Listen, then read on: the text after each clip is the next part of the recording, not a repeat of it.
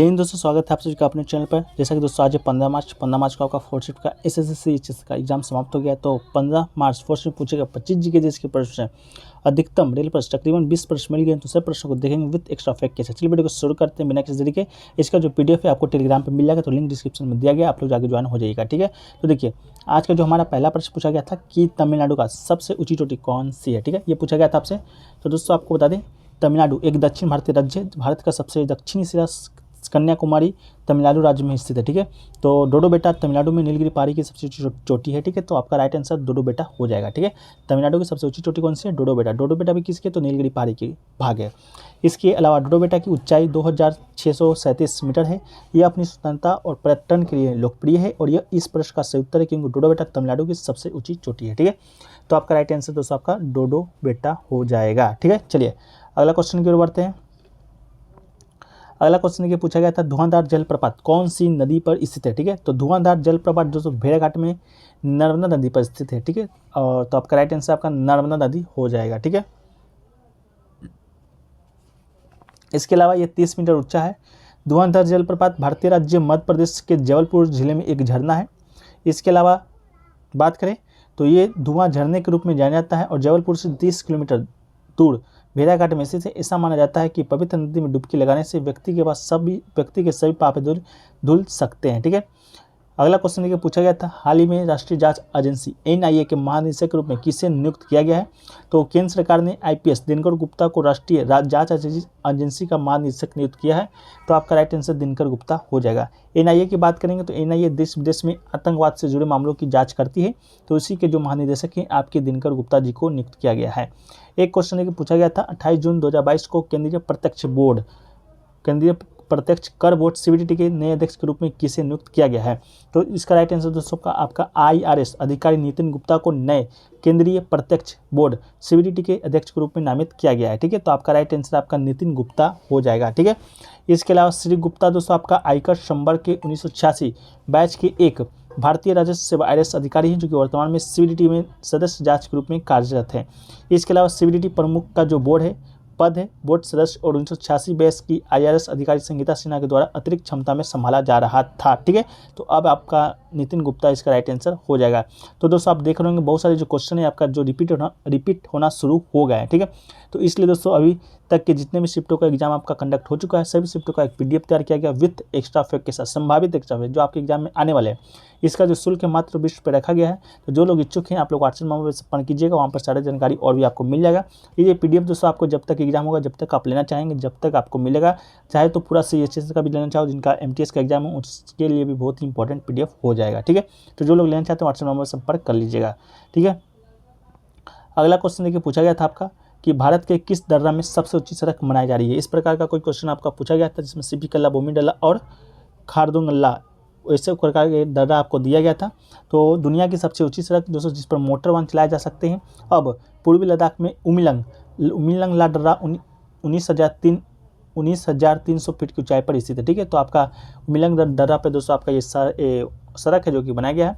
इस सड़क का जो नाम है Guinness book of world record में दर्ज किया गया है और इस ऊंचे पहाड़ी दर्रे से होते हुए बीआरओ ने 52 किलोमीटर लंबी पक्की सड़क बना दी है। ठीक है, तो आपका उमिलंग ला दर्रा हो जाएगा राइट आंसर। ठीक है, एक क्वेश्चन देखिए पूछा गया था, अनफिनिश्ड किस अभिनेत्री की आत्मकथा है। ठीक है, तो अनफिनिश्ड संस्मरण बॉलीवुड अभिनेत्री प्रियंका चोपड़ा जोन्स के द्वारा लिखा गया है। तो आपका राइट आंसर प्रियंका चोपड़ा हो जाएगा दोस्तों।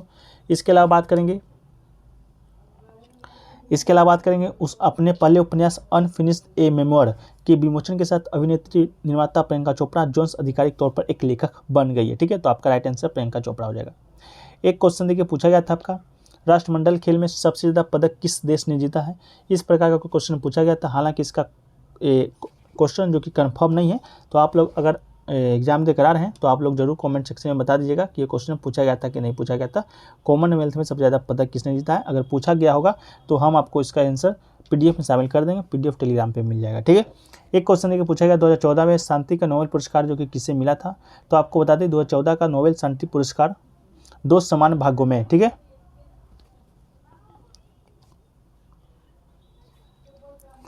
2 समान भागों में आपका कैलाश सत्यार्थी और मलाला यूसुफजई के बीच बच्चे और युवाओं के दमन के खिलाफ उनके संघर्ष और सभी के अधिकार के साझा के लिए किया गया था। शिक्षा के लिए बच्चे सत्यार्थ भारत से हैं। नोबेल पुरस्कार जीतने वाले अपने देश के 7वें व्यक्ति हैं। मदर टेरेसा के बाद शांति पुरस्कार जीतने वाले दूसरे, जबकि यूसुफजई पाकिस्तान से मुस्लिम हैं। अबुदस सलाम के बाद अपने देश से दूसरे नोबेल पुरस्कार विजेता हैं। नोबेल पुरस्कार जीतने वाली 47वीं महिला और 17 साल की उम्र में किसी भी क्षेत्र में नोबेल पुरस्कार पाने वाली सबसे कम उम्र की विजेता हैं। तो आपके दो लोगों को शांति में दिया गया था, मलाला यूसुफजई और कैलाश सत्यार्थी। तो मेरे ख्याल से आपके ऑप्शन में कैलाश सत्यार्थी दिया गया होगा, क्योंकि ये क्वेश्चन आपका रिपीटेड हो चुका है। ठीक है, एक क्वेश्चन देखिए पूछा गया था कि वेट लिफ्टिंग में भारत की तरफ से 2020 के टोक्यो ओलंपिक में सबसे पहला गोल्ड किसने दिलाया था। ठीक है, तो वेट लिफ्टिंग में दोस्तों आपका मीराबाई चानू ने 49 किग्रा वर्ग में देश का पहला भारोत्तोलन रजत पदक टोक्यो ओलंपिक में भारत को शानदार शुरुआत दिलाया था। तो आपका राइट आंसर मीराबाई चानू हो जाएगा। कितने केजी में, तो 49 केजी में। मीराबाई चानू ने 26 जुलाई 2021 को भारत के लिए इतिहास रच दिया था और टोक्यो ओलंपिक में 49 किलो भारोत्तोलन वर्ग में रजत पदक जीतने वाली पहली भारोत्तोलक बन गई है। ठीक है, तो आपका राइट आंसर आपका टोक्यो ओलंपिक में हो जाएगा मीराबाई चानू। एक क्वेश्चन देखिए पूछा गया था, बाबर ने 12 साल की उम्र में फरंगना को किस वर्ष जीता था। ठीक है, तो इसका राइट आंसर आपका 1494 आपका राइट आंसर हो जाएगा। ठीक है, बाबर की बात करेंगे। बाबर भारतीय उपमहाद्वीप में शक्तिशाली मुगल राजवंश का संस्थापक था, जो कि इब्राहिम लोदी को पानीपत की पहली लड़ाई में हरा दिया था। इसके बाद भारतीय उपमहाद्वीप में मुगल राजवंश का स्थापना किया था। उसके पिता उमर शेख मिर्जा की मृत्यु के बाद जब वो 12 साल की उम्र में उज्बेकिस्तान में से फरगना की गद्दी पर बैठा था। इसके पश्चात 1226 में बाबर ने पानीपत की लड़ाई में इब्राहिम लोदी को हरा दिया था। भारत में मुगल शासन का उदय की नींव रखी थी। ठीक है, तो आपका राइट आंसर 1494 हो जाएगा। एक क्वेश्चन पूछा गया था, कौन सा अनुच्छेद ही राज्यपाल की अध्यादेश बनाने की शक्ति से संबंधित है। तो संविधान का अनुच्छेद 213 राज्यपाल की अध्यादेश बनाने की शक्ति से संबंधित है। तो आपका राइट आंसर 213 हो जाएगा। राज्यपाल की बात करेंगे तो राज्यपाल एक अध्यादेश जारी करता है जब राज्य विधानमंडल के एक या दोनों सत्र में नहीं होते हैं। उसके द्वारा जारी अध्यादेश में कानून के समान बल होगा। ठीक है, तो आपका राइट आंसर 213 हो जाएगा। इसके अलावा अनुच्छेद 161 की बात करेंगे तो राज्यपाल की क्षमा शक्ति से संबंधित अनुच्छेद है। अनुच्छेद 200 की बात करेंगे तो अनुच्छेद 200 आपका राज्यपाल के आश्वासन के साथ व्यवहार करता है। अनुच्छेद 161 की बात करेंगे तो मुख्यमंत्री के कर्तव्यों के साथ व्यवहार करता है। मुख्यमंत्री का यह कर्तव्य है कि राज्यपाल को राज्य के मामलों से संबंधित मंत्रिपरिषद की सभी जानकारी और निर्णय प्रदान करेगा। इसके अलावा दोस्तों आपका राष्ट्रपति भी एक अध्यादेश है जो कि जारी करता है। तो राष्ट्रपति दोस्तों आपका 123 अनुच्छेद 123 के तहत राष्ट्रपति को संसद के अवकाश के दौरान अध्यादेश लाने का अधिकार दिया गया है जब संसद का दोनों सत्र नहीं होता है। राज्यपाल की शक्ति बनाने वाले अध्यादेश को राष्ट्रपति की सबसे महत्वपूर्ण विधायी शक्ति माना जाता है। ठीक है, चलिए अगला क्वेश्चन पूछा गया था, निम्न में से कौन सा असंपर्क बल नहीं है। ठीक है, तो उसका राइट आंसर दोस्तों आपका घर्षण बल हो जाएगा। घर्षण बल आपका एक असंपर्क बल नहीं है। ये आपका संपर्क बल नहीं है। घर्षण वो बल होता है जो कि गति का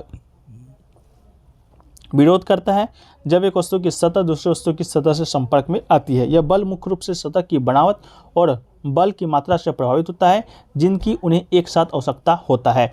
वस्तु का कोण और स्थिति घर्षण बल की मात्रा को प्रभावित करता है। ठीक है, तो आपका वो राइट आंसर हो जाएगा।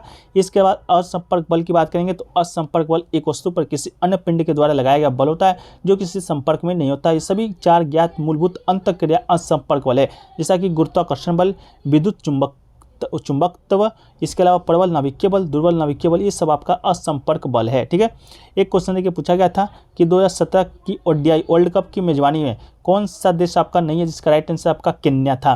2017 की वर्ल्ड कप की मेजबानी आपका कौन सा देश कर रहा है, तो ये देखिए आपका कौन सा देश कर रहा है, आपको बता देते हैं। दक्षिण अफ्रीका कर रहा है, नामीबिया कर रहा है और जिम्बाब्वे के साथ अक्टूबर-नवंबर 2027 में आईसीसी पुरुष क्रिकेट विश्व कप की मेजबानी करेगा। तो आपका केन्या इसका राइट आंसर था। ये आपका जब दूसरी बार होगा जब जिम्बाब्वे, दक्षिण अफ्रीका और केन्या एक साथ वैश्विक टूर्नामेंट के 2003 संस्करण के सफलतापूर्वक मेजबानी के बाद अंतर्राष्ट्रीय क्रिकेट परिषद विश्व कप की मेजबानी करेगा। इसके अलावा अक्टूबर-नवंबर 2031 में पुरुष क्रिकेट विश्व कप भारत और बांग्लादेश में खेला जाएगा और 2023 का जो पुरुष क्रिकेट विश्व कप है वर्ल्ड ओडीआई वाला, वो भी दोस्तों आपका भारत में ही खेला जा रहा है। इसके अलावा अगला जो क्वेश्चन पूछा गया था कि अकबर का जो शासनकाल है वो किस शासक से प्रेरित था। तो अकबर का शासनकाल दोस्तों आपको बता दें किस शासक से प्रेरित था, तो ये दोस्तों आपका शेरशाह सूरी के शासन से प्रेरित था। शेरशाह सूरी इसका राइट आंसर हो जाएगा। एक क्वेश्चन देखिए पूछा गया था, मैन और एनिमल के डिकम्पोजिशन से कौन सा चट्टान है जो कि बनता है, तो इसका राइट आंसर आपका कार्बनिक तल चट्टी चट्टान हो जाएगा, जो कि दोस्तों आपका मेन एनिमल के डिकम्पोजिशन से बनता है। एक क्वेश्चन पूछा गया था IBM 365 किस जनरेशन का कंप्यूटर है, तो इसका जो आंसर है मुझे मिल नहीं पाया है, तो आप लोग को मालूम होगा तो आप लोग कमेंट सेक्शन में जरूर है जो कि बता दीजिएगा। एक क्वेश्चन आपका पूछा गया था थाइलोफाइटा और ब्रायोफाइटा से भी रिलेटेड प्रश्न आपका पूछा गया था। जो भी प्रश्न नहीं मिले हैं, जो लोग एग्जाम देकर आ रहे हैं, आप लोग जरूर से जरूर बता दीजिएगा। इसके अलावा दोस्तों एक पूछा गया था आपका, उसका आंसर फ्रूट एप्पल था, लेकिन आपका बाकी का 3 जो ऑप्शन है वो आपका स्टूडेंट को याद नहीं थे। एक आपका ओड छाटना था, इसमें आपका ओड मेटल, क्लॉथ फाइबर, थैला जूट और फ्लक्स लाइनेन दिया गया था। इसके अलावा दोस्तों आपको बता दें तो IBM वाला तो मैंने आपको बता दिया, IBM से पूछा गया था। एक आपका पिक ऑड 1 आउट दिया गया था, जिस थाईलैंड का बैंकॉक राजधानी से दिया गया था। युवा कुब्बा इस प्रकार करके आपका राजधानी दिया गया था, जिसमें आपका कुब्बा जो राइट आंसर आपका सही था। ठीक है,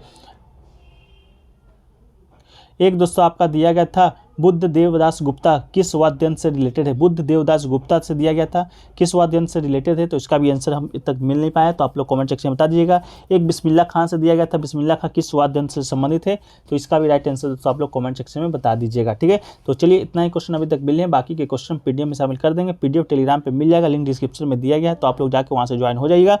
और सभी शिफ्टों का PDF लेना चाहते हैं तो व्हाट्सएप नंबर पर संपर्क कर लीजिएगा। मात्र 20 रुपये के न्यूनतम शुल्क पर सभी शिफ्टों का PDF विद एक्स्ट्रा फैक्ट के साथ आपको प्रोवाइड है, जो कि कराया जा रहा है। चलिए वीडियो को समाप्त करते हैं। जय हिंद, जय भारत।